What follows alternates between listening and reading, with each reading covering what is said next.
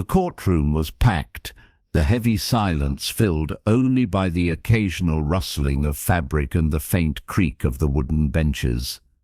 At the center of it all stood a teen girl. Her name was Hannah Reed, and today she was about to reveal a truth that would change everything. "I have to tell the truth," she whispered, her small voice trembling but firm. "I can't lie anymore." The judge, a stern man with kind eyes, nodded for her to continue. Across the room, her mother, Claire Reed, sat rigid, her sharp green eyes drilling into Hannah. Her lips were pressed into a thin line as if daring her daughter to speak. But Hannah, with her big brown eyes filled with unshed tears, turned away from her mother and faced the judge. "My mum? She's lying. She's not who you think she is." Gasps rippled through the courtroom. Murmurs rose like waves, disbelief and curiosity spreading through the crowd. The judge tapped his gavel sharply. "Order, order in the court." The tension was suffocating. What could a teen girl possibly say that would make the entire courtroom erupt? And why had she waited until now? It all began 6 months earlier, in the quiet town of Brooksville. To the outside world, Hannah and her mother had the perfect life. Claire was adored by the community, always volunteering, organizing charity events, and bringing homemade cookies to neighborhood kids. She was the picture of generosity and kindness. Hannah, with her curly blonde hair and infectious laugh, was well liked by her classmates. But behind closed doors, life was far from perfect. Hannah's father had left when she was 3, and it had always been just her and her mother. But Claire had high expectations, and when Hannah failed to meet them, the punishments were swift and cruel. She had learned to hide the bruises, both the ones on her skin and the ones buried deep in her heart. She never told anyone about the shouting, the insults, or the nights she went to bed hungry as punishment for things as small as spilling her milk. One day, while sitting on the swings at the park, Hannah stared at the ground, lost in thought. Her best friend Lily laughed about something silly beside her, trying to get her to join in. But Hannah couldn't shake the memory of the night before, when her mother had thrown a glass across the room after Hannah accidentally ripped her homework. "Hannah, are you okay?" Lily asked, noticing the faraway look in her friend's eyes. "Yeah," Hannah lied, forcing a smile. "Just tired." That night at the kitchen table, her math workbook sat open in front of her.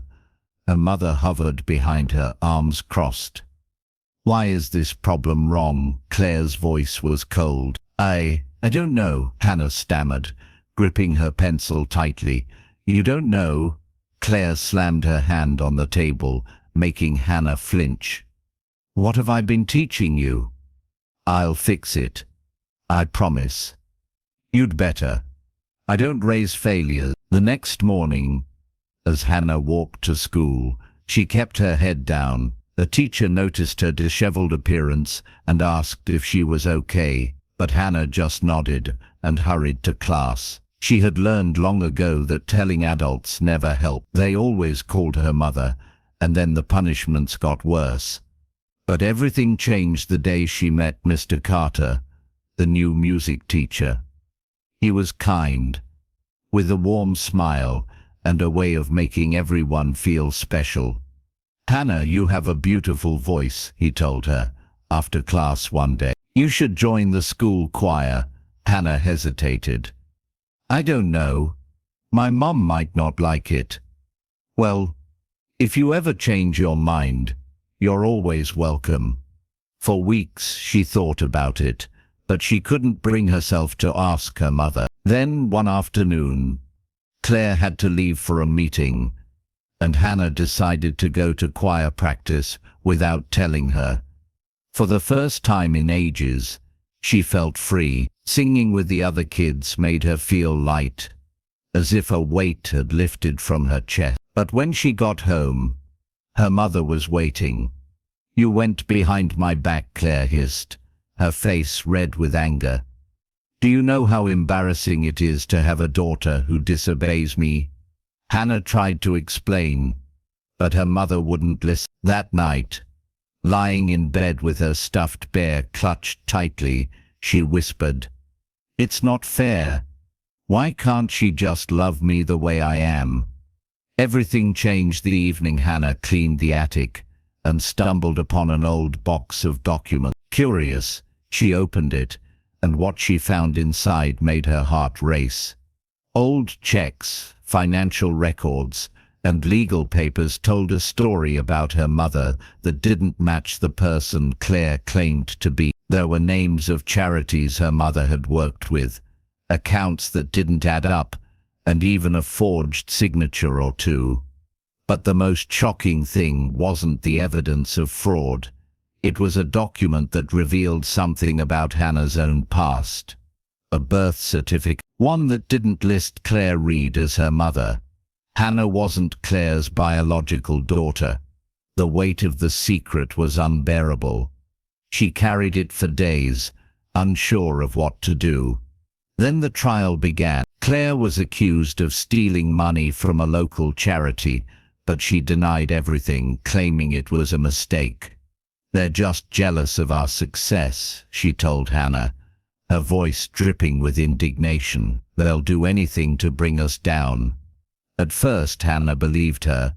Why wouldn't she? Claire had always been so confident, so sure of herself. But as the trial went on, cracks began to form in the perfect image her mother had built. Questions went unanswered, details were brushed aside, and then there was the box. Now back in the courtroom, Hannah's confession hung in the air. The judge leaned forward. "Hannah, what do you mean by that?" Hannah swallowed hard. I found something about my mom, and it's not right." "What did you find?" Hannah hesitated, her hands trembling. "It's in the box. I have it." The bailiff retrieved the box and set it on the table. As the lid was lifted, the entire courtroom craned their necks to see what was inside. The judge's eyes widened as he read the documents.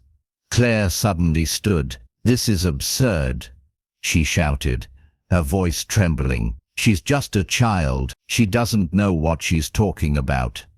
"Mrs. Reed, please sit down," the judge ordered. The courtroom was on edge. Every person was desperate to know what the documents contained. The judge turned to the prosecutor. "We'll need time to review these thoroughly, but on initial inspection, I believe they warrant further investigation." Claire's face paled. Then, the prosecutor spoke. "Your Honor, these documents suggest that Claire Reed may not be Hannah's biological mother." The courtroom erupted. Hannah's breath caught in her throat. She turned to her mother. No, to the woman who had raised her. But Claire just sat there, stone-faced. The judge banged his gavel. "Order! Order in the court!" The prosecutor continued. "We request a DNA test to confirm the biological connection." Hannah's heart pounded. If Claire wasn't her real mother, then who was? And why had Claire lied for so many years? The courtroom was buzzing with whispers, the air thick with tension. The revelation that Claire Reed might not be Hannah's biological mother had sent shockwaves through the room. Hannah sat frozen in her chair, her small hands gripping the edges as if trying to hold on to something solid, something real. Her mind spun with question. If Claire wasn't her real mother, then who was? Had she been stolen, given away, and why had Claire lied to her for all these years? The judge's voice broke through the chaos. "Order! Order in the court!" He turned to the prosecutor. "You've requested a DNA test. Has a potential biological relative been identified?" The prosecutor nodded. "Yes, Your Honor. A woman named Margaret Hayes has come forward. The birth certificate found in the attic matches records of a child who was reported missing 10 years ago. A murmur rippled through the courtroom. The judge adjusted his glasses. "Very well. We will arrange for immediate DNA testing. Until the results are in, Hannah will remain under temporary guardianship." Hannah barely heard the rest. Her gaze darted to Claire, who sat stiffly at the defense table, her face unreadable. For the first time in her life, Hannah saw something in her mother's eyes that she had never seen before. Fear.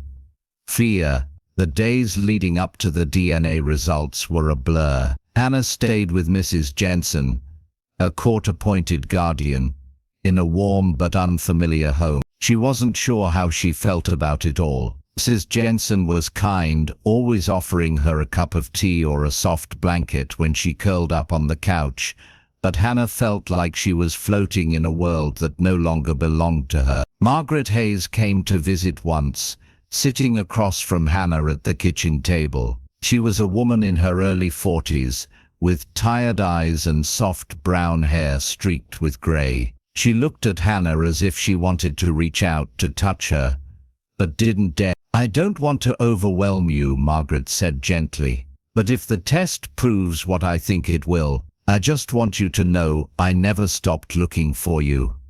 Hannah didn't know how to respond. Was she supposed to feel something? Hope? Anger? She just nodded and stared at her untouched cup of tea. The morning the DNA results arrived, Hannah's stomach was in knots. She sat beside Mrs. Jensen as the judge read the report aloud in court. The results confirm that Margaret Hayes is, in fact, Hannah Reid's biological mother. The courtroom erupted. Margaret covered her mouth, her eyes filling with tears. Claire sat rigid, her nails digging into her palms. Hannah felt like the floor had vanished beneath her. She had a real mother, a different mother. But if Margaret was her mother, what did that make Claire? The court ordered a formal hearing to determine custody. Margaret had filed for guardianship, and Claire, despite the overwhelming evidence, was refusing to let go. "I raised her," Claire snapped in court. "I loved it, have filed for guardianship." And Claire, despite the overwhelming evidence, was refusing to let go. "I raised her," Claire snapped in court. "I loved her. Biology doesn't make someone a mother." Margaret spoke softly, but her voice carried weight. "You took her from me." Claire flinched but recovered quickly. "I gave her a life, a good life. I kept her safe." "Safe?" Margaret's voice broke. "She was living in fear of you." Hannah shrank in her chair, listening to them argue over her like she was a possession instead of a person. When the judge finally called a recess, Hannah slipped out into the hallway, needing air. A few minutes later, Margaret approached her. She hesitated, then asked softly, "Can I sit with you?" Hannah nodded. They sat on a bench, silent for a long moment. Then Hannah asked the question that had been clawing at her insides. "Why did you lose me?" Margaret swallowed hard. "You were taken. I was young, struggling, and in a bad place. I left you with a babysitter one night, and when I came back, you were gone." Her voice cracked. "They never found the woman who took you. The police searched for years, but it was like you had vanished." Hannah's chest tightened, and Margaret exhaled shakily. "She must have changed your name.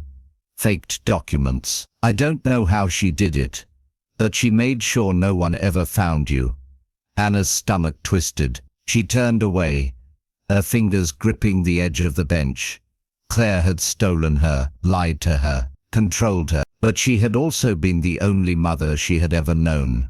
Margaret reached out but stopped herself before touching Hannah's shoulder. "I don't expect you to forgive me for not finding you sooner. I want to know you." Hannah didn't respond. She wasn't sure she had an answer. The final court hearing arrived. The judge listened to both sides, weighing the evidence. Before a final court hearing arrived, the judge listened to both sides, weighing the evidence, before finally turning to Hannah. "I know this is difficult," he said gently, "but I need to hear from you. What do you want, Hannah?" All eyes were on her. She took a deep breath. I don't know. The judge nodded, waiting. Hannah's voice trembled as she continued. I love Claire. Or at least, I think I do. But she hurt me. A lot. And I don't know if I can trust her anymore. She turned to Margaret. And I don't know you. You say you want to know me, but I don't know if I'm ready for that. Tears burned her eyes. I just want to feel safe. The judge considered her words for a long moment before speaking. Hannah's well-being must come first. Given the circumstances, full custody will be granted to Margaret Hayes, with scheduled visitation rights for Claire Reed under court supervision. Claire let out a sharp breath. But she didn't argue. Margaret reached for Hannah's hand hesitantly. This time, Hannah didn't pull away. The transition wasn't easy. Hannah moved in with Margaret, but it didn't feel like home. Margaret tried to be patient, giving Hannah space, but some nights, Hannah lay awake, clutching her stuffed bear, missing the familiarity of her old life, even the bad parts. Claire wrote to her once a week, but at first, Hannah couldn't bring herself to open the letters. One afternoon, as she sat on the porch, Margaret joined her with a cup of tea. You don't have to figure it all out right away, Margaret said. It's okay to be scared. Hannah stared at the letter in her hands. Claire's handwriting neat and careful. What if I never stop missing, she whispered. Margaret placed a gentle hand over Hannah's. You can love someone and still know they're not good for you. Hannah let out a shaky breath. She opened the letter. It was short. Hannah, I don't know if you'll ever forgive me. I don't know if I deserve it, but no matter what happens, I love you. I always have. I always will. Tears blurred her vision. Margaret didn't rush her.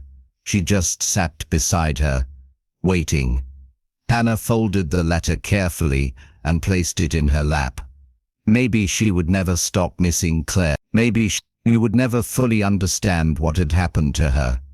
But for the first time she felt like she had a choice.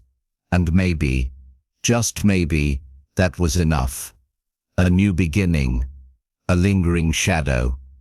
The weeks following the custody ruling were a whirlwind of change for Hannah. Moving in with Margaret Hayes felt surreal, like stepping into someone else's life. The house was warm, decorated with soft-colored blankets and framed photos of people she didn't recognize. It smelled of lavender and fresh-baked bread, a stark contrast to the sterile perfection of Claire Reed's home. Margaret tried her best to make Hannah feel at home. She gave her space, never pushing too hard, but the awkwardness between them lingered. Hannah appreciated the effort, but she couldn't shake the feeling that she was living with a stranger who was her mother. Margaret enrolled her in a new school, bought her clothes without criticizing her choices, and encouraged her to explore hobbies she had long abandoned. But despite the kindness, Hannah felt trapped between the past and the present. At night, she lay in bed clutching her old stuffed bear, the only remnant of her old life. The bear had been a gift from Claire, and though Hannah hated to admit it, she found comfort in its worn fabric. She wondered if Claire was thinking about her, missing her as much as she missed the familiarity of her old routine. Then there were the letters.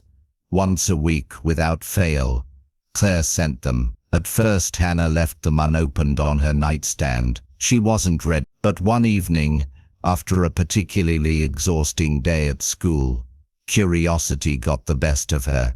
She unfolded the letter carefully. Hannah, I hope you're settling in. I don't expect you to forgive me, but I want you to know that everything I did out of love. I know I made mistakes. I know I hurt you, but I never stopped loving you. If you ever want to talk, I'm here.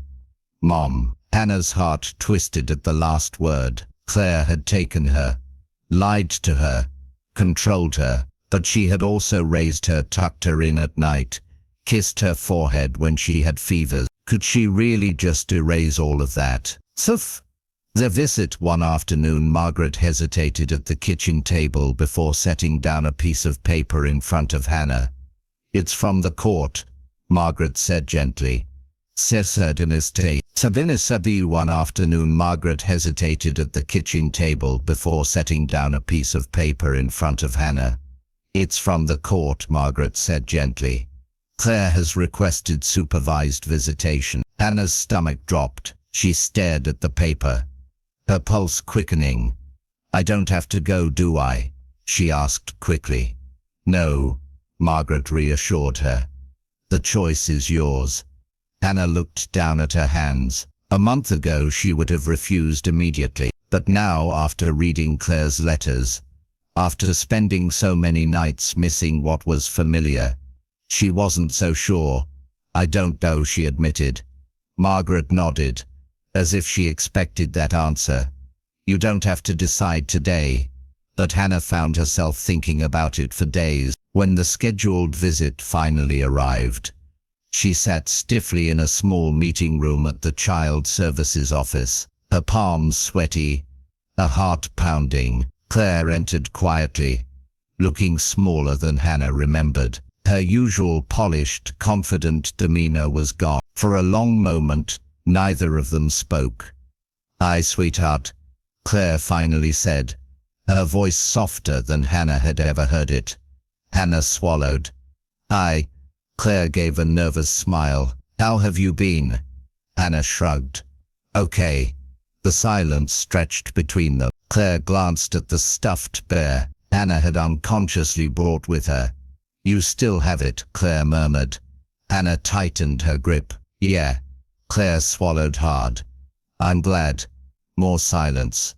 Then finally, Claire let out a sigh. "I know you probably hate me." Hannah's throat tightened. "I don't hate you." Claire looked up sharply, surprised. "I don't understand you," Hannah admitted. "I don't understand why you did it. Why you lied." Claire lowered her gaze. "Because I was afraid." "Of what?" Hannah's voice wavered. "Of losing you." Claire exhaled slowly, as if she had been holding that truth inside for too long. "You were never supposed to be mine, but I loved you so much. I convinced myself that keeping you was the right thing to do. And then I became afraid of what would happen if you ever found out." Hannah looked away, her emotions a tangled mess. "I don't expect you to forgive me," Claire continued, her voice barely above a whisper. "I just need you to know that I loved you. I still love you." Hannah sat there unsure of what to say. She had imagined this moment 1,000 times. Imagined herself yelling, crying, demanding answers. But now that she was here, all she felt was exhaustion. "I need time," she finally said. Claire nodded, accepting the words without protest, and for the first time, Claire let her go. Slowly she started letting Margaret in. It wasn't instant, and it wasn't perfect, but it was progress. One day, as they sat on the porch, Margaret handed her a small book.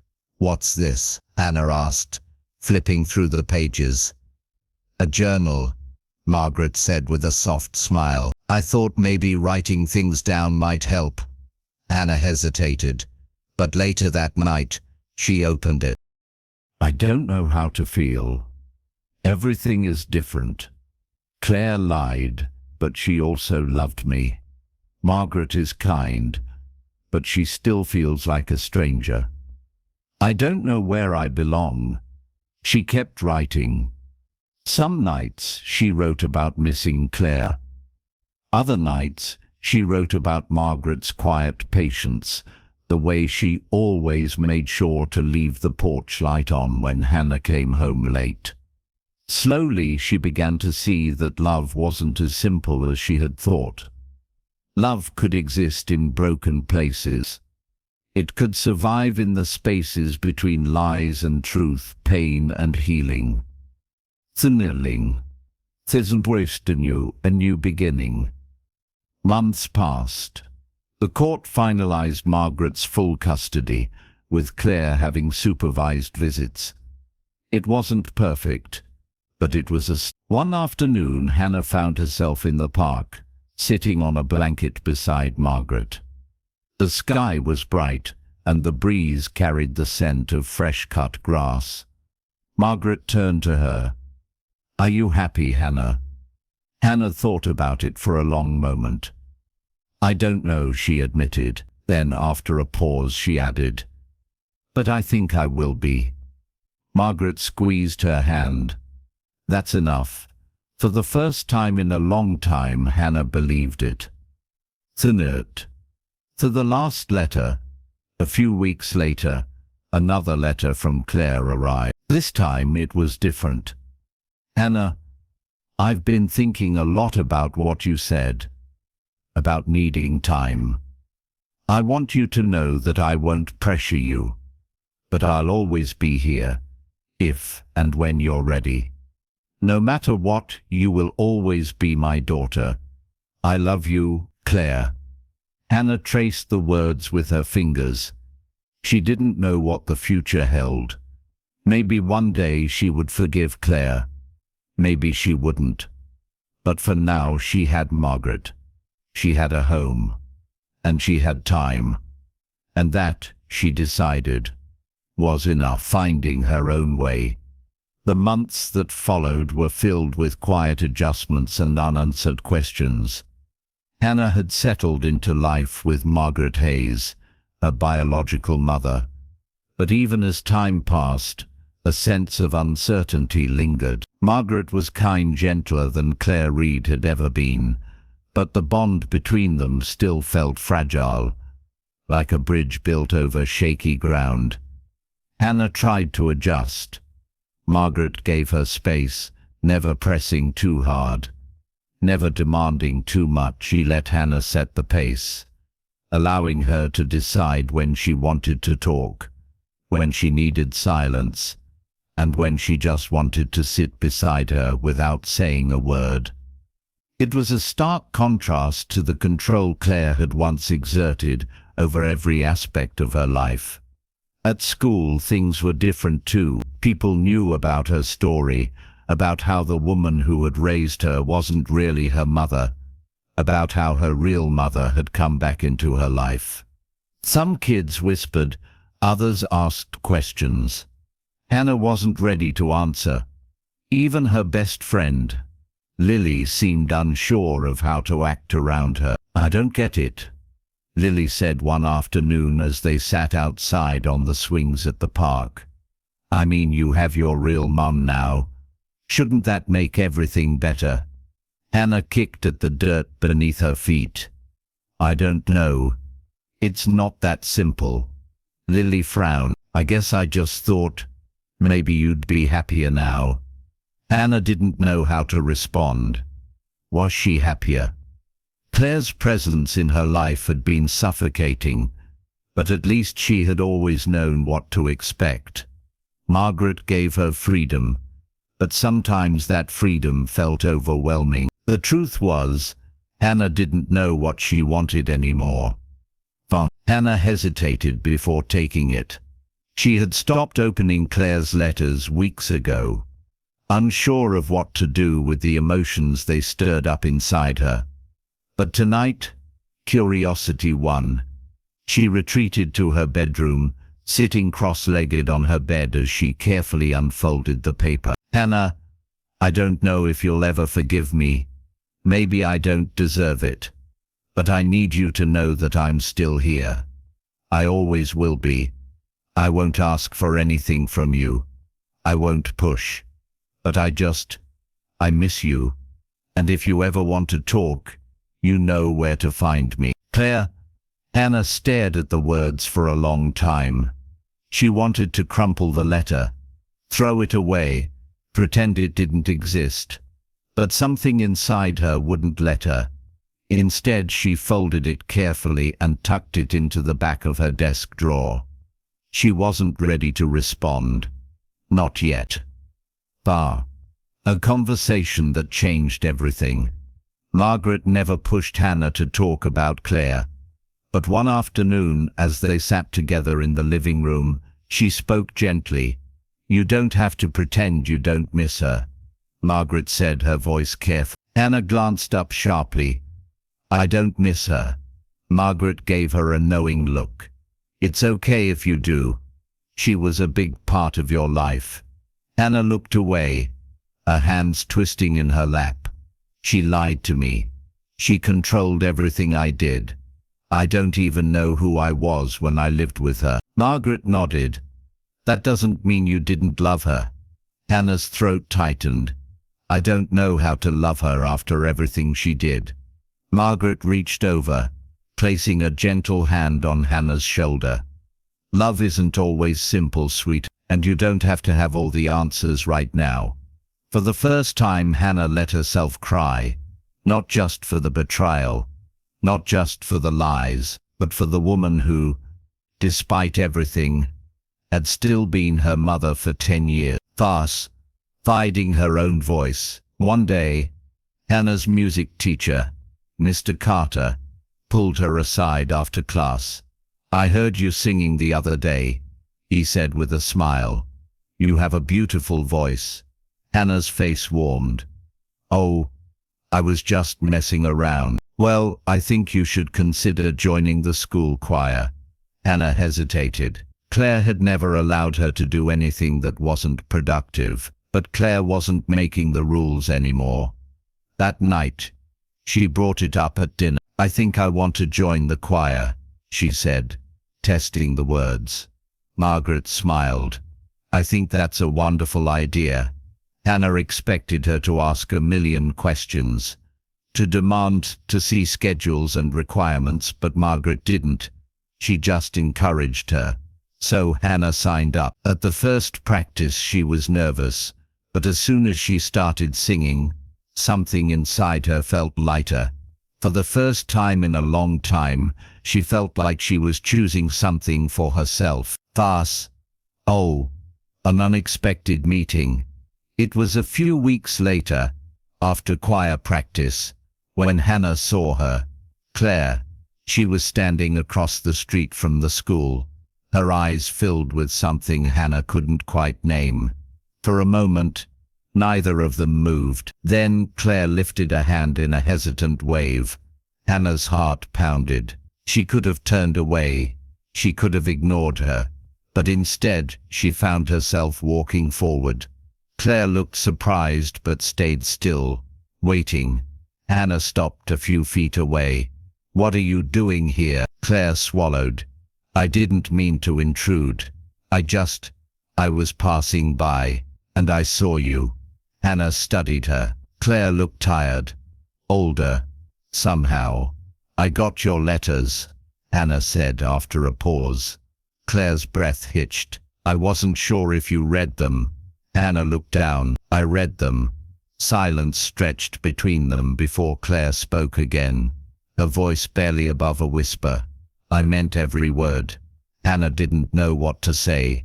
Part of her still ached with anger, but another part of her, one she wasn't ready to acknowledge, missed Claire. I don't think I'm ready, Hannah admitted. Claire nodded, blinking back tears. That's okay. And for the first time, Claire didn't ask for anything. She didn't try to pull Hannah back into her life. She just let her go. A step forward. A step forward. A step forward. A step forward. A step forward. A step. That night, as Hannah sat at her desk, she pulled out Claire's last letter. She read it again and again. Then slowly she picked up a pen. Claire, I don't know what's supposed to happen next. I don't know how to forgive you, but I think maybe one day I want to try. Hannah. She didn't send the letter right away. She tucked it into her desk drawer. But for the first time she knew that when she was ready, she would. Because she was learning that forgiveness didn't have to come all at once, and healing could take its time. Unraveling the truth. It had been a quiet few weeks since Hannah had last seen Claire. Life with Margaret was beginning to feel normal, or as normal as it could after everything that had happened. School, choir, and evenings spent sketching or reading with Margaret had become her routine. She was starting to feel safe, something she hadn't realized she had been missing for so long. But there was always something lurking in the back of her mind, a nagging feeling that the truth, the full truth, hadn't completely surfaced yet. One evening, as she was helping Margaret organize the attic, she came across a small wooden box with a brass lock. Something about it felt familiar. "What's this?" she asked, wiping the dust off the lid. Margaret glanced over and froze. Hannah noticed the hesitation in her expression. "You know what it is, don't you?" Margaret sighed, setting down the stack of books in her hands. "That was given to me when you were born." Hannah's heart skipped a beat. "What do you mean?" Margaret hesitated before kneeling beside her. "Inside that box are the last remnants of your past. Before Claire. Documents, papers, things I wasn't sure when, or if I should show you." Hannah's fingers trembled as she ran them along the edges of the box. "But you were going to tell me eventually, right?" Margaret's face softened. "Of course, sweetheart. I just didn't want to overwhelm you." Hannah swallowed hard. "I think I need to see it now." Margaret nodded and retrieved a small key from an old jewelry case. She handed it to Hannah, and with a deep breath, Hannah unlocked the box. Inside were several papers, some yellowed with age, others crisp and official. A folded birth certificate caught her eye first. She opened it slowly, her heart pounding. Her name was there, Hannah Reed, but in the space where her mother's name should be, it wasn't Claire Reed at all. It was someone else. This isn't right," she whispered. "Claire told me she was my mother." Margaret placed a gentle hand on her shoulder. "Claire did raise you, but she wasn't your birth mother." Hannah shook her head. "But if Eleanor was my real mother, where is she now?" Margaret exhaled slowly. "I don't know, sweetheart. I tried to find out when I first started looking for you. But Claire had sealed your adoption records. She made sure no one could track you down." The air in the attic suddenly felt heavy. "She lied to me again," Hannah murmured. Margaret hesitated before speaking. "Hannah, I don't think Claire was just keeping this a secret out of selfishness. If she went to that extent to hide the truth, there's a reason, and I have a feeling she wasn't the only one involved." Hannah clutched the papers in her hand. "Then I have to find out why. She has a way of twisting things to make herself look like the victim." Hannah nodded. She knew that better than anyone. When she arrived at Claire's house, it felt smaller than she remembered. She knocked, and when the door opened, Claire stood there looking tired, like she hadn't been sleeping well. "Hannah, I need to talk to you," Hannah said, her voice firm. Claire studied her for a moment before stepping aside. "Come in." Hannah walked into the house, memories washing over her. Everything was still in its perfect place, just as Claire had always insisted. She turned to face her. "Who is Eleanor Whitmore?" Claire's expression didn't change, but Hannah noticed the way her fingers twitched at her side. "I don't know," Claire said too quickly. "Don't lie to me," Hannah snapped. "I found my birth certificate. You're not my real mother." Claire's jaw tightened. "I raised you.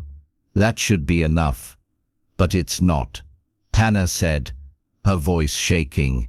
"Because you lied. You told me you gave birth to me, that my father left, that we were all we had, but none of it was true.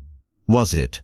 Claire's eyes flickered with something, guilt perhaps, or maybe just the realization that Hannah wasn't going to let this go. Finally she sighed. "Eleanor Whitmore was your birth mother." Hannah's breath caught. "Where is she?" Claire hesitated before answering. She passed away when you were a baby." Hannah felt like the floor had been pulled out from beneath her. How? Claire looked away. She was struggling. She wasn't in a good place to raise a child. I was contacted through certain channels, and I stepped in. That's not an answer, Hannah said, her voice barely above a whisper. Claire's expression hardened. It's the only answer I have for you.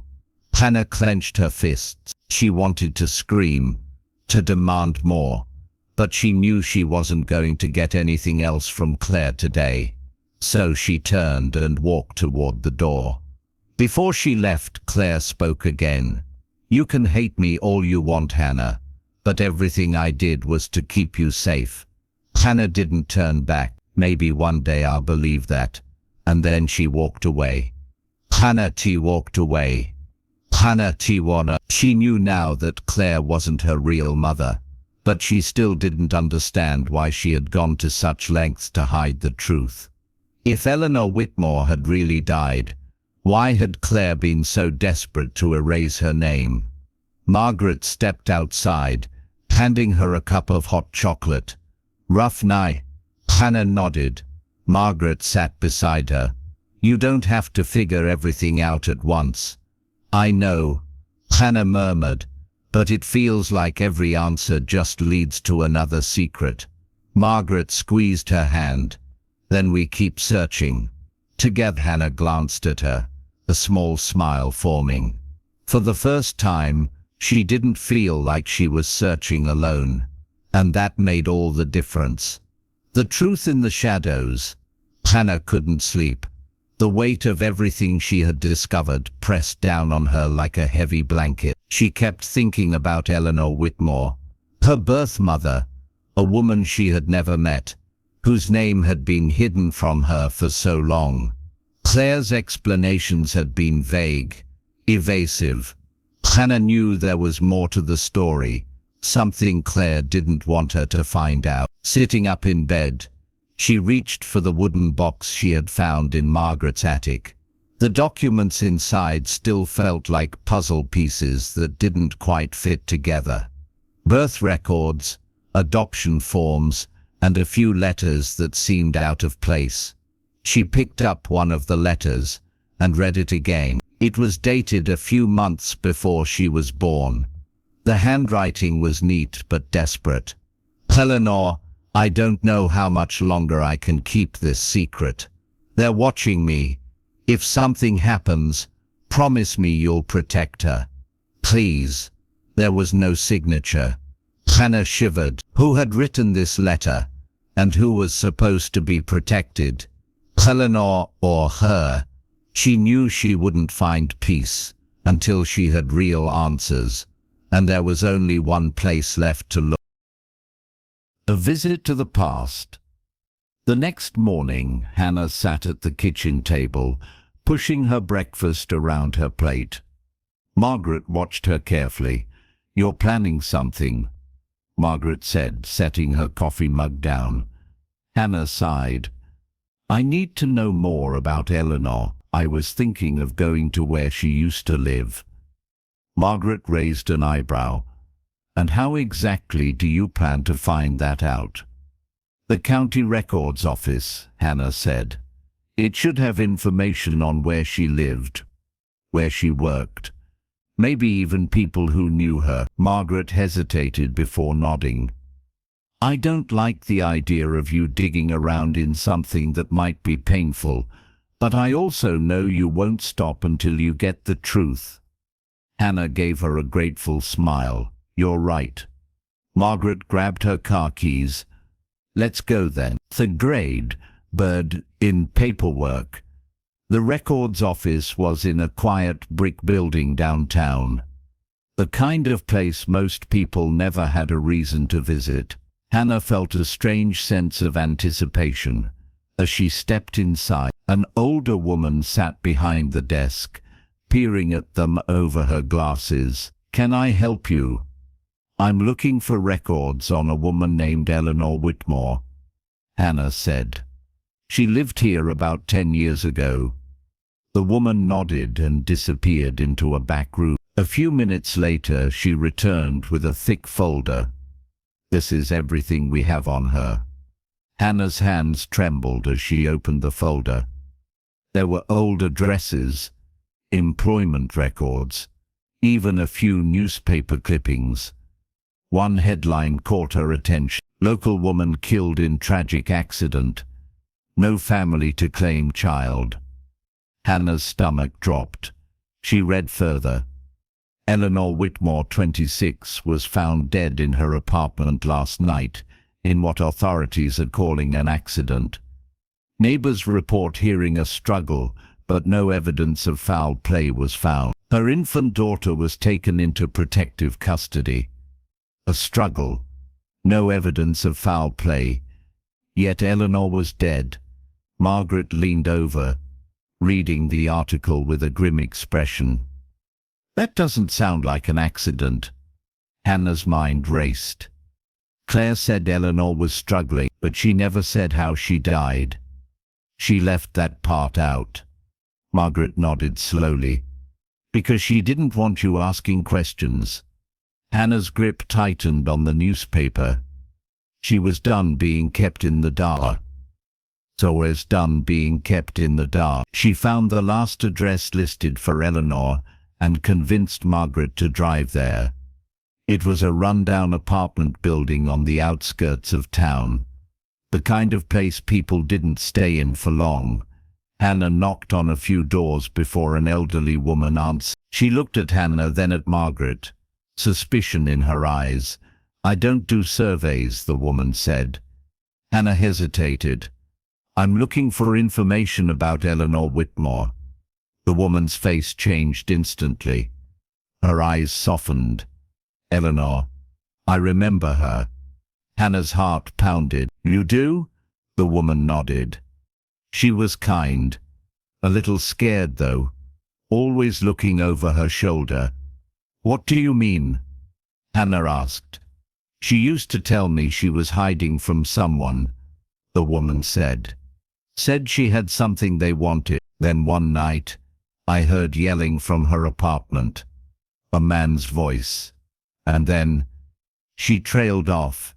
The next morning, the police said it was an accident." Hannah swallowed hard. "Did you ever see the man?" The woman shook her head. "No, but she was afraid of him. I know that much." Margaret glanced at Hannah. "I think we've heard enough." Hannah turned back to the woman. "Thank you." The woman nodded. "Be careful, dear. If Eleanor was right about someone following her, they might not want you asking questions either." Connecting the dots. That night, Hannah sat at the kitchen table, staring at the documents spread in front of her. The story she had been told her whole life was unraveling before her eyes. Eleanor hadn't just been struggling, she had been hiding. From who? And what was it that she had that they wanted? Margaret placed a hand on Hannah's shoulder. "You okay?" Hannah exhaled. "No." Margaret sat down across from her. "I know this is a lot, but you don't have to figure it all out tonight." Hannah nodded, but her mind was spinning. Claire knew about this. She had to. If Eleanor was being threatened, then that means Claire didn't just adopt me. She took me away from something. Margaret was quiet for a moment. Or someone. The thought sent a chill down Hannah's spine. For the first time, she wasn't just searching for the past. She was searching for the danger that had been following her all along. Margaret. Claire's final warning. The next day, Hannah went back to Claire's house. This time she wasn't going to be gentle. Claire opened the door, and before she could speak, Hannah held up the newspaper clipping. "You lied," Hannah said. "Eleanor didn't just die. Someone was after her." Claire's face was drained of color. "I don't know what you're talking about," Claire said, but her voice was weaker now. "Stop lying," Hannah snapped. "I know she was hiding from someone. I know she had something they wanted. And I know that the night she died, She wasn't alone. Claire's hands clenched into fists, and for the first time, Hannah saw something she had never seen before. Fear. She should have left it alone, Claire whispered, more to herself than to Hannah. She never knew when to stop. Hannah's blood ran cold. Who was she hiding from? Claire took a deep breath. Someone who doesn't like unfinished business. Hannah's stomach twisted. And now I'm asking questions. Claire looked at her with something close to pity. Yes. And that means they're watching you now too. Hannah stepped back, her mind spinning. She had been searching for the truth. But now she had found something far more dangerous. Someone out there didn't want her to know the truth. And they might still be watching. She had spent so long searching for the truth about Eleanor, her birth mother. But now the weight of that truth threatened to crush her. If Eleanor had been hiding from someone before her death, and that danger hadn't disappeared, then what did that mean for her? Hannah didn't want to believe it, but the fear in Claire's eyes had been real. Whoever had been after Eleanor might still be watching, waiting. And now they knew Hannah was asking questions. Margaret's voice pulled her back to reality. Hannah, we need to go. Hannah blinked, realizing she had been frozen on Claire's doorstep staring at the clipping. She shoved it into her pocket and followed Margaret to the car. As they pulled away, Hannah watched Claire's house grow smaller in the rearview mirror. For years, Claire had been the one holding all the answers, deciding what Hannah was allowed to know. But the way she had looked at Hannah, pleading, almost regretful, told Hannah one thing. Claire was scared. And if Claire was scared, then Hannah should be terrified. For weekend that night, Hannah lay awake in bed staring at the ceiling. Every creak of the house made her flinch. A break-in. That night, Hannah lay awake in bed staring at the ceiling. Every creak of the house made her flinch.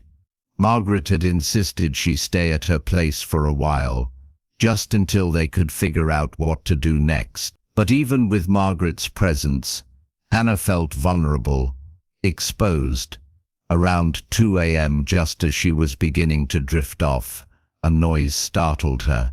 A rustling sound outside the window. Her heart pounded. She sat up slowly, listening.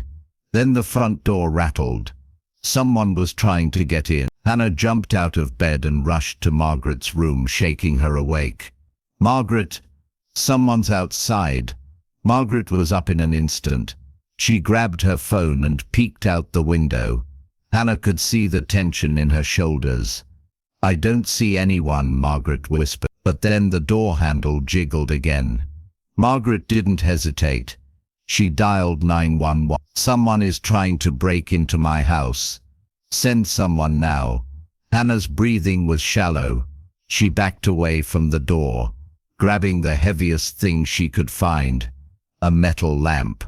They waited in silence. A minute later, the sound of footsteps faded. Then nothing. By the time the police arrived, the intruder was gone.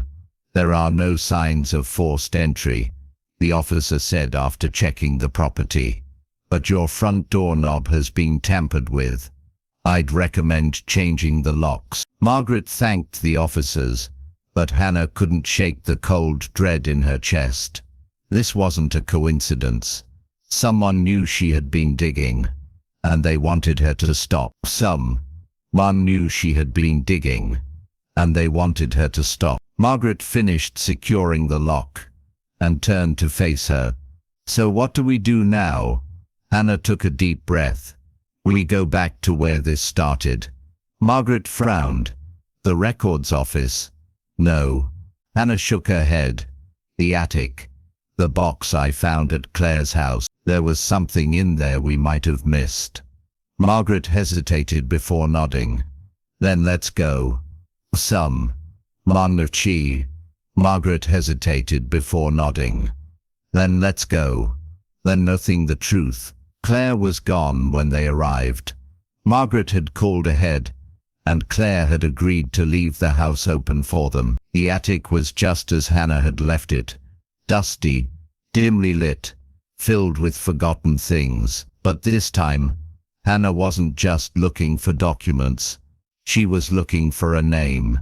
They dug through papers, flipping through old records, letters, and legal forms. Then, at the bottom of the box, Hannah found something new, a torn page from a diary. Her breath caught as she read the words, the ink slightly smudged.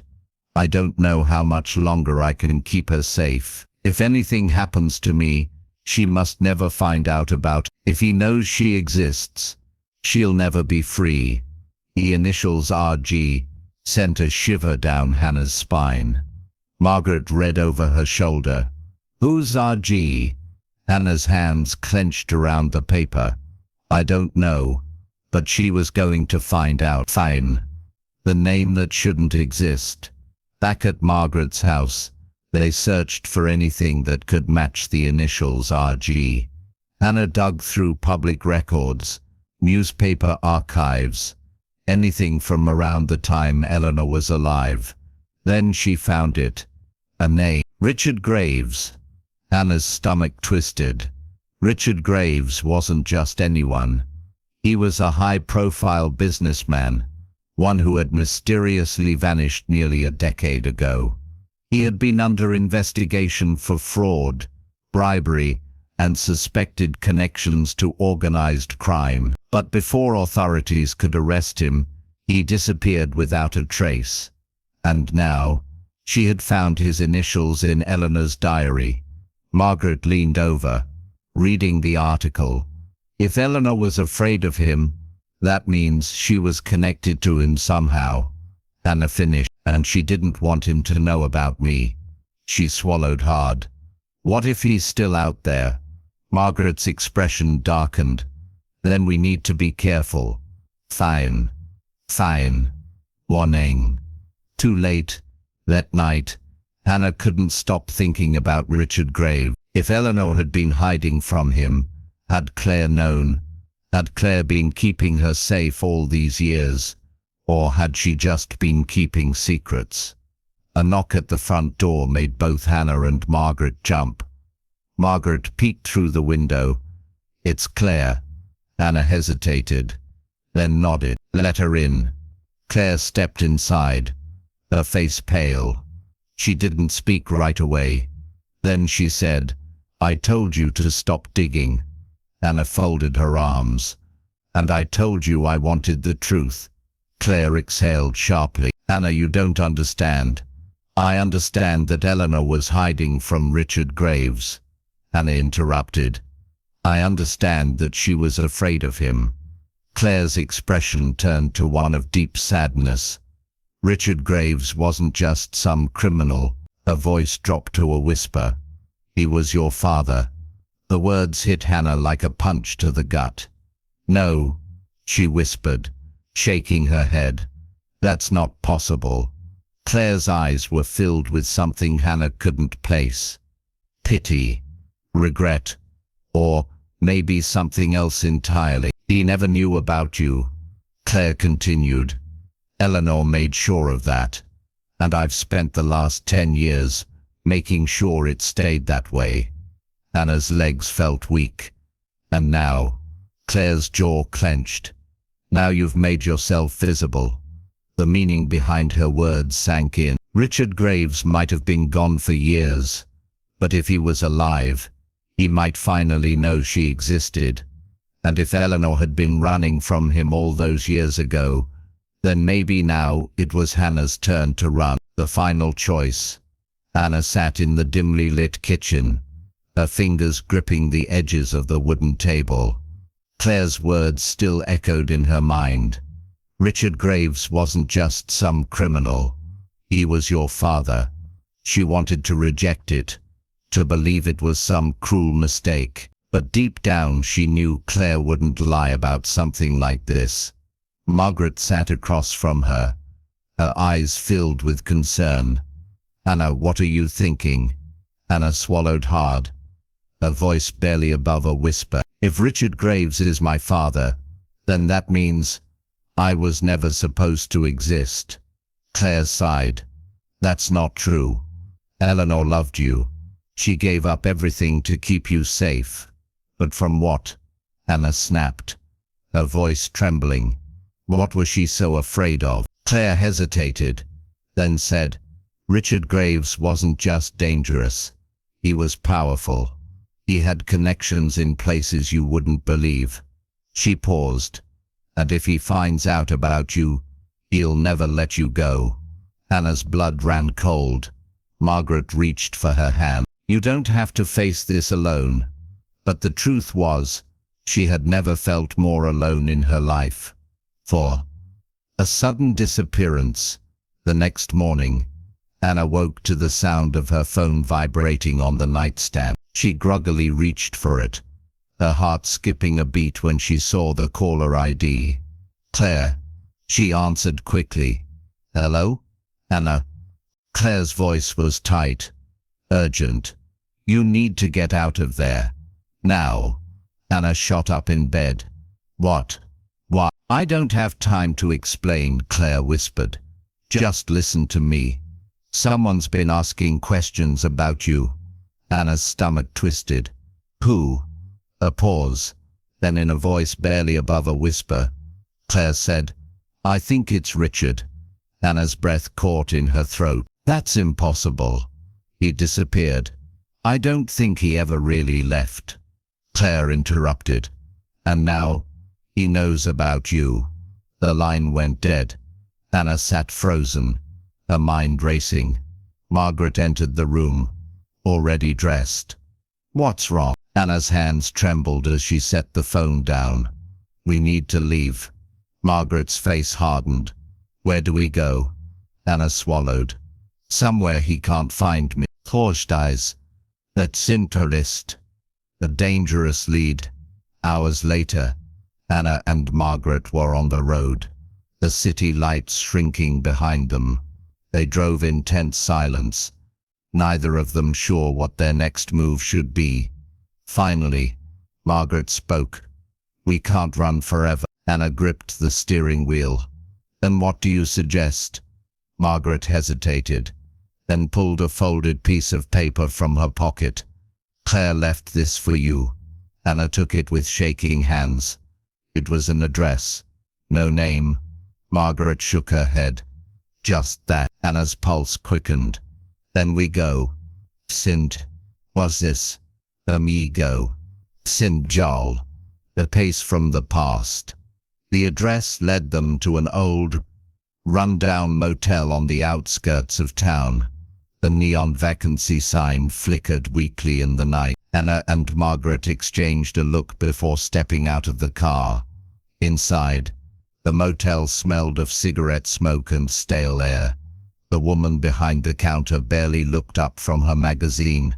We're looking for someone, Anna said, sliding the paper across the counter. The woman frowned, then nodded toward the last room at the end of the hallway. Been expecting you. Anna's heart pounded as she walked toward the door. She knocked once, then twice. The door opened just enough to reveal a man in his 50s, his face lined with age and exhaustion. He studied Hannah carefully, his gaze sharp. You must be Eleanor's girl, he said. Anna's breath hitched. Who are you? The man sighed. Someone who's been waiting for you. He opened the door wider, and Hannah stepped inside, her stomach in knots. I knew this day would come, he muttered. Come in. We have a lot to talk about. Come in. We have a lot to talk about, said Sawati. The truth about Richard Graves, the man who introduced himself as Walter Briggs, poured a glass of whiskey and sat across from Hannah and Margaret. You've got your mother's eyes, he murmured, taking a sip. Hannah tensed. You knew her? Walter nodded. A long time ago. Margaret leaned forward. Tell us about Richard Graves. Walter sighed. He wasn't just a businessman. He was a fixer, the kind of man who made problems disappear permanently. Anna's fingers dug into her knees. What does that have to do with me? Walter hesitated. Eleanor was one of his problems. The room fell silent. Walter took another sip before continuing. Your mother wasn't supposed to have you. Richard made sure of that. When he found out she was pregnant, he gave her a choice. Give you up or disappear. Anna felt sick, but she didn't give me up. She whispered. No, Walter said. She ran. Margaret shook her head. Why would Richard care about a baby? Walter's eyes darkened. Because of what you are. Anna's blood ran cold. You're his only heir. The word. Walter's eyes darkened. Because of what you are. Anna's blood ran cold. You're his only heir. Always. No place left to hide. Anna sat in stunned silence. Heir, she whispered. To what? Walter's gaze was steady. Everything Richard left behind. His fortune. His network. His enemies. Anna's head spun. Margaret pressed her hands to her temples. So if Richard is alive, he's coming for her. Walter finished. Anna shot to her feet. No, I don't want any of this. Walter sighed. That doesn't matter. You exist. And that's enough to make you a target. A knock at the door made everyone freeze. Margaret's hand went to her bag, where she had stashed a small pistol. Walter motioned for silence, then peeked through the curtain. His face went pale. We need to go, he whispered. Anna's pulse pounded. Who is it? Walter grabbed his coat, his voice low and urgent. It's Richard's men. Forward. Forward. The final stand. They slipped out the back door, hearts pounding. Walter led them through the alley, his movements quick and deliberate. There's a car waiting for us 2 blocks over. We need to move now. Anna's legs felt like lead, but she forced herself to keep up. Behind them, voices rang out. They're here somewhere. Margaret grabbed Hannah's hand. Faster. They reached the car, and Walter shoved the keys into the ignition. The engine roared to life just as a dark figure stepped into the alleyway. Anna's breath caught. The man stood still, watching. Even in the dim light, she could see the resemblance. Richard Graves. Her father. He lifted a hand in greeting, his expression unreadable. And then, the car peeled out of the alley, tires screeching. Anna's heart pounded as they sped away, her mind racing. This wasn't over, it was just beginning. A new beginning, or the same old nightmare. The drive was long and silent. Anna sat in the back seat, staring out at the dark highway, her mind racing. Richard Graves was alive, and worse, he knew about her. Margaret drove, her hands gripping the wheel so tightly that her knuckles were white. Walter sat in the passenger seat, his eyes constantly checking the rearview mirror for any sign of pursuit. No one spoke. Finally, after what felt like hours, they pulled off onto a secluded dirt road leading to a small rundown cabin surrounded by towering trees. We should be safe here for now, Walter said as he stepped out. Anna hesitated before following. For now? She echoed. Walter sighed. Richard doesn't let things go. Margaret shut the car door. Then we'll make sure he has to. Anna's stomach twisted. And how do we do that? Walter turned to face her. We stop right. The hidden files. Inside the cabin, the air smelled of dust and old wood. Walter immediately began rummaging through a metal filing cabinet in the corner while Margaret checked the windows. Anna sat at the small table, her arms crossed. Walter finally pulled out a thick folder, tossing it onto the table.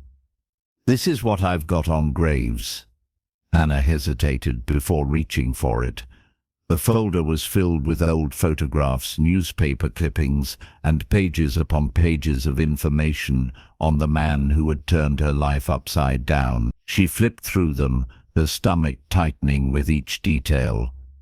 A photo of Richard, younger, standing beside powerful politicians and businessmen, a report about missing people, all with ties to him, a list of offshore bank accounts, evidence of corruption, money laundering, and worse. Margaret leaned over her shoulder. "We could take this to the FBI." Walter shook his head. "They won't touch him." Hannah frowned. "Why not?" Walter sighed. "Because some of those men in those photos, they are the or risky plan." Margaret paced the room. "Then what's our play? We can't just sit here and wait for him to find us." Walter leaned against the wall, rubbing his chin.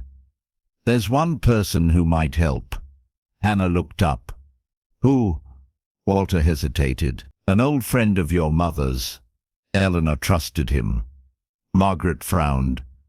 "And you trust him?" Walter exhaled. "As much as I trust anyone." Hannah stared down at the folder. "Fine. But if we're doing this, I want to know everything." Walter nodded. "Then you'd better sit down." Verissing bird. Verissing Veldereindetu, Eleanor's secret. Walter pulled up a chair, his expression unreadable. "You already know that Eleanor ran from Graves," he said. "But what you don't know is why." Hannah swallowed hard. "Because of me." Walter shook his head. "Not just you. She ran because she found something out. Something that could destroy him." Margaret sat forward. "What did she find?" Walter's gaze darkened. "A ledger." Hannah frowned. "A ledger?" Walter nodded. "A book filled with names, dates and transactions, evidence of every deal, every payoff, every crime Richard ever committed." Hannah's heart pounded. "And she took it?" "She hid it," Walter corrected. "And she left a clue in case she ever needed to retrieve it." Margaret's eyes narrowed. "A clue?" Walter stood, walking over to his duffel bag. He pulled out an old locket, placing it on the table. "This belonged to Eleanor," he said. Hannah reached for it cautiously. The locket was silver, worn with age. She pressed it open, revealing a faded photo of a young girl, herself, and beneath the photo an inscription. "The truth lies where the past begins." Hannah's breath caught. "What does that mean?" Walter met her gaze. "I was hoping you could tell me." Thanara was hoping you could tell me. "What?" "Back to where it all began." The words haunted Hannah all night. "The truth lies where the past begins." She turned the locket over in her hands, her mind racing. Where had her past begun? And then it hit her. "The house," she whispered. Margaret looked up from across the room. "What?" "The house I grew up in," Hannah said, her pulse quickening. "That's where it all started. That's where she must have hidden it." Walter nodded. "Then that's where we're going." Margaret frowned. "You sure about this? Graves will have eyes everywhere." Hannah's jaw tightened. "Then we move fast." Margaret sighed. "This is reckless." Walter smirked. "Welcome to the family." Thanara. The return home. The next evening, they arrived in the small town where Hannah had spent her childhood. Everything looked the same. The quiet streets, the white picket fences, and at the end of the block, the house. Hannah's heart pounded as they parked a few houses away. Margaret shut off the engine. No movement. Walter reached for his gun. "Let's not take chances." Hannah swallowed hard as they approached the front door. The house had been abandoned for years, but the lock was broken. Someone had been here. Walter stepped in first, scanning the darkened rooms, clear. Hannah followed, the memories flooding back. Her mother's voice, the smell of fresh-baked cookies, the sound of laughter. Margaret flipped on a flashlight. Where would she hide it? Hannah clutched the locket. Somewhere safe. She thought back to childhood, to the places her mother always told her were special. And then she remembered. The fireplace, she whispered. How is Dio? The ledger. They hurried to the old fireplace, the brick worn with age. Hannah ran her fingers along the edge until she found the loose one. She pulled. It came free, and inside, wrapped in plastic, was a small leather book. Margaret exhaled. Is that it? Hannah flipped it open, her hands shaking. Names, dates, bank accounts, everything. Walter grinned. Bingo. But before they could celebrate, a sound outside. Car doors slamming. Walter's face fell. They found us. Cell. The final stand. Margaret peered through the window. 3 men, armed. Hannah clutched the ledger. We go. 3 men, armed. Hannah clutched the ledger. We can't let them take this. Walter checked his gun. Then we fight. Margaret pulled her own weapon. I thought you'd never say that. The front door burst open. The first man stepped in, and Walter fired. Chaos erupted. Margaret took down the second. Hannah grabbed the ledger and ran toward the back door, only to come face to face with Richard Graves, her father. He smiled. Going somewhere. Hannah froze. Richard took a step closer. You have something that belongs to me. Hannah's fingers tightened around the book. No, she said, her voice trembling but firm. It belongs to the people you destroyed. Richard's smile faded. You don't understand, Hannah. You're my daughter. That means something. Hannah's heart pounded. For a split second, she considered running. Then she looked him in the eye, and she threw the ledger into the fire. Richard's eyes widened in horror. No. The pages curled, blackened, turned to ash. Margaret and Walter rushed in as Richard lunged for the flames. Walter grabbed Hannah's arm. Time to go. As they ran into the night, Hannah didn't look back. She didn't need to. For the first time in her life, she was finally free. The morning of the final court hearing arrived with a thick tension in the air. The courthouse was silent, yet the atmosphere was heavy with unspoken words, lingering doubts, and one final decision that would determine the course of Hannah's life. She sat in the waiting area beside Margaret, her hands clasped tightly in her lap. The past few months had been an emotional whirlwind, discovering the truth about her mother, the lies Lydia had told, the revelation that Sarah was her biological mother, and the endless custody battle that had drained every ounce of her strength. And now, it was all coming to an end. Margaret placed a comforting hand on Hannah's shoulder. No matter what happens today, remember that you have a say in your future. Hannah nodded, but the words did little to calm the storm inside her. Lydia had fought hard, even after initially claiming she wouldn't contest custody. She had come back swinging, desperate to hold on to the daughter she had raised for a decade. The court had gone back and forth, weighing Lydia's past mistakes against the bond she shared with Hannah. But Sarah had been there too, quietly and patiently proving that she wanted to be in Hannah's life, not out of obligation, but out of love. Hannah had spent time with both of them over the last few weeks. Lydia had softened in ways she never had before, but the damage of the past couldn't be ignored. Meanwhile, Sarah had slowly and carefully shown Hannah that she could be trusted. Still, choosing between them felt impossible. The sound of the courtroom doors opening made her stomach flip. It was time. She took a deep breath and followed Margaret inside. Those pulvedas, the judge's final decision. The courtroom was packed with onlookers, reporters, legal observers, and members of the community who had followed the case closely. Lydia and Sarah sat on opposite sides of the room, their faces unreadable. Judge Callahan took his seat at the bench, his expression as serious as ever.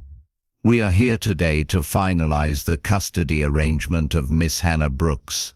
He glanced between the two women. "This has been a complicated and emotional case.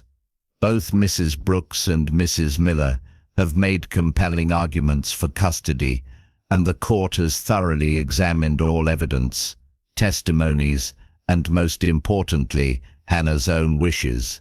Hannah's breath caught in her throat. The judge continued, "After careful deliberation, the court has determined that the best course of action is to grant full custody to Sarah Miller." A wave of whispers swept through the room. Lydia stiffened, her expression unreadable. Sarah gasped softly, covering her mouth with her hand. "Hannah will reside with Mrs. Miller permanently," the judge continued. "However, given the long-standing relationship between Hannah and Mrs. Brooks, the court is also granting supervised visitation rights to Mrs. Brooks, to be reassessed at a later date." Hannah's heart pounded. It was over. She glanced at Lydia, expecting an outburst, a final plea, something. But Lydia just sat there staring down at the table in front of her. For the first time in her life, Lydia had lost control. A farewell that wasn't goodbye. After the hearing, the crowd dispersed, but Hannah lingered in the hallway. She saw Sarah speaking with her lawyer, her eyes shining with unshed tears. And then she saw Lydia, alone. The woman who had once towered over her with unshakable authority now seemed small. Hannah hesitated, then walked over. Lydia looked up. Their eyes met. For the longest time, neither of them spoke. Then Lydia exhaled sharply. "I lost you." Hannah swallowed. "You didn't lose me, Mom." The word came out naturally, but it felt different now, softer, lighter, free of fear. "But you have to let me go." Lydia's lips trembled. She clenched her fists, as if she wanted to argue, but she didn't. Instead, she nodded, blinking rapidly as she turned away. She walked toward the courthouse exit, pausing only once to look back. Then she was gone. And just like that, a chapter of Hannah's life closed. Free. A new home. A new beginning. Moving in with Sarah wasn't easy. It felt strange at first, being in a new house, surrounded by unfamiliar things. Sarah had decorated her room, adding soft blankets and bookshelves lined with stories she thought Hannah might like. But the biggest difference was the quiet. No more walking on eggshells, no more bracing for an outburst, no more feeling like she had to be perfect just to be loved. Sarah didn't expect Hannah to be anything other than who she was, and that, more than anything, was what made Hannah start to trust her. One night, as they sat in the living room watching an old movie, Hannah hesitated before speaking. "Did you ever think about me over the years?" Sarah turned to her, her expression full of warmth. "Every day." Hannah's chest tightened. "Then why didn't you find me?" Sarah sighed. "I tried, but Lydia made sure no one could." She hesitated, then reached for Hannah's hand. "I'll spend the rest of my life making it up to you." Hannah squeezed her hand back. Maybe, just maybe, that was enough. Free. Hannah started to adjust. She still had supervised visits with Lydia, but they were tense, quiet affairs. Lydia was trying, but Hannah wasn't sure if she was ready to forgive. Not yet. But something unexpected happened. One day she received a letter from Lydia. She hesitated before opening it. "Hannah, I don't know if you'll ever forgive me, and I won't ask you to, but I want you to know that I am trying. I don't know who I am without you, and that terrifies me. But for once, I won't try to control that. If you ever want to talk, I'll be here. I love you. I always have, even when I didn't show it the right way. Mum." Tears blurred Hannah's vision. She wasn't sure what to do with the letter, but she didn't throw it away. Maybe one day, she would be ready to respond. Freeing. The first step forward.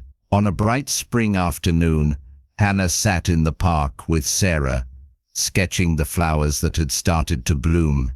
She felt lighter than she had in years, not completely healed, not completely whole, but getting there. Sarah smiled as she glanced at the drawing. "You've got a real talent for this."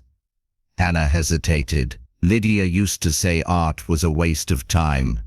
Sarah frowned. "Well, I think it's beautiful."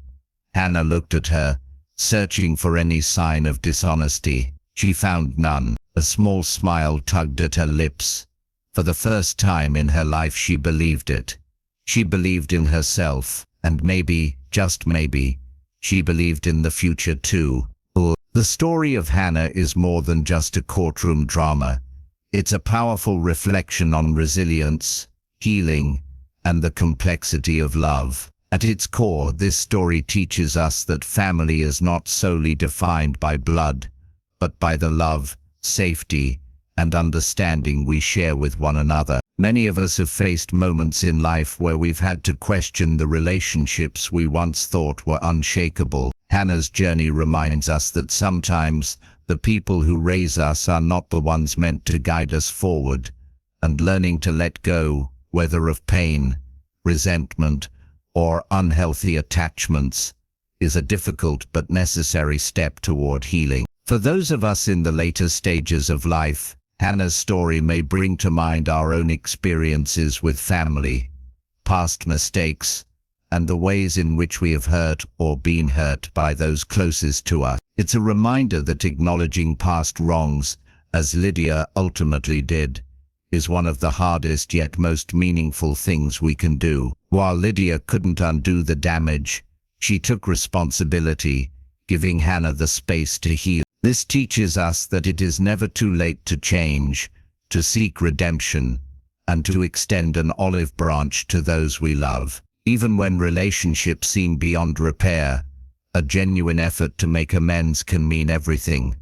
At the same time, Hannah's story highlights the importance of self-discovery. Many people, young and old, struggle with the weight of expectations, whether from family, society, or even from themselves. But finding one's own voice, as Hannah did, is an act of courage. As we grow older, we may look back on our lives and wonder if we have fully embraced who we truly are, or if we've lived in the shadows of others' expectations. Hannah choosing to embrace her love for art, despite Lydia's past discouragement, is a testament to the idea that it's never too late to rediscover passions, to nurture our own identities, and to seek joy in the simple things. Perhaps the most touching lesson of all is that healing doesn't have to happen all at once. Forgiveness is a journey, not a moment. Whether it's forgiving ourselves for the mistakes we've made, or forgiving others who have wronged us, it takes time. And sometimes, just as Hannah did with Lydia's letter, the best thing we can do is hold on to the possibility of forgiveness, even if we're not ready yet. This story resonates deeply because it speaks to the universal experiences of love, loss, and redemption. It reminds us that no matter our age, we are all still learning, growing, and finding our way. And in the end, the most important thing we can offer to others, and to ourselves, is grace.